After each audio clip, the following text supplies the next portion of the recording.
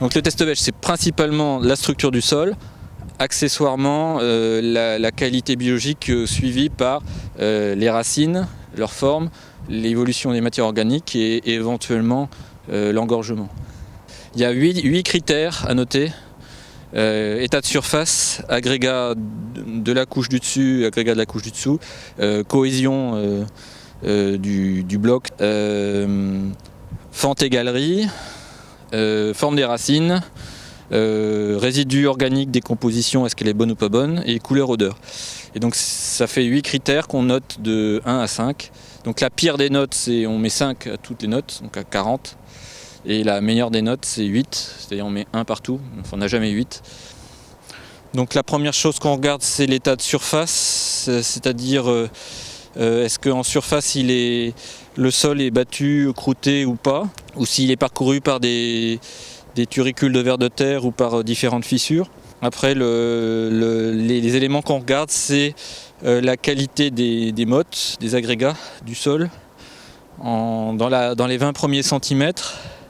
Donc là, il se trouve que sur les 10 premiers centimètres, on a quelque chose, une structure qui est très fine, et des agrégats qui sont fins et ronds. Et puis, on a des choses un peu plus contraintes à 10-15 centimètres.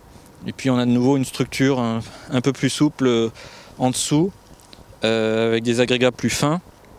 Donc, sur ces agrégats de surface, sur la couche arable, les 20 premiers centimètres, on donne une note, et sur ce qui se passe au fond, c'est-à-dire au-delà de 20 cm, on regarde les agrégats qui sont souvent de taille plus grande et on donne une deuxième note.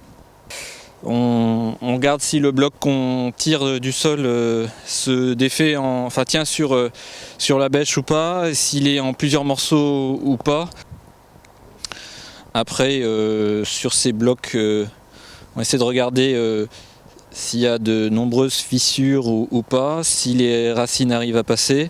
Donc fentes et fissures et trous et galeries de vers de terre, ça donne l'occasion de donner une note. Et la forme des racines, c'est que les racines sont très contraintes, ou elles arrivent à coloniser sur la couche des 30 premiers centimètres beaucoup la bêchée.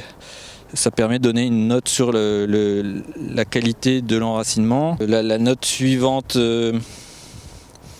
est sur la qualité des pailles ou des résidus qui sont enfouis. Donc si on a des pailles de culture précédente qui s'accumulent à certaines profondeurs, qui se décomposent mal ou font écran à la progression des racines, ça donnera l'occasion d'une note sur le critère décomposition des matières organiques. Et puis le dernier critère qu'on garde, c'est plutôt sur la deuxième partie de la bêchée, c'est couleur-odeur. Donc s'il baigne tout le temps dans l'eau, ce qu'on n'a pas du tout ici, il devient bleu, gris bleuté, il sent la vase ou il sent le milieu renfermé putride.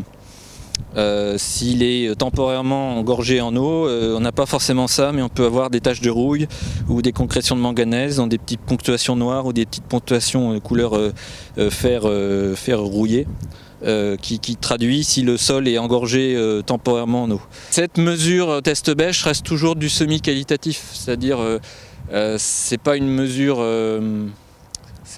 comme un pénétromètre où on a un enfoncement avec une humidité contrôlée et on a une valeur chiffrée avec des chiffres. Là, on fait un classement et puis on donne des notes qui sont relatives. C'est un peu comme les suivis de vers de terre dans le sol, on ne se contente pas d'une seule mesure. On répète la mesure sur la parcelle suivie, ou alors on fait du comparatif, on compare là où il y a eu des couverts végétaux, là où le sol a été fortement travaillé ou il n'a pas été travaillé. On fait toujours des comparatifs au même moment.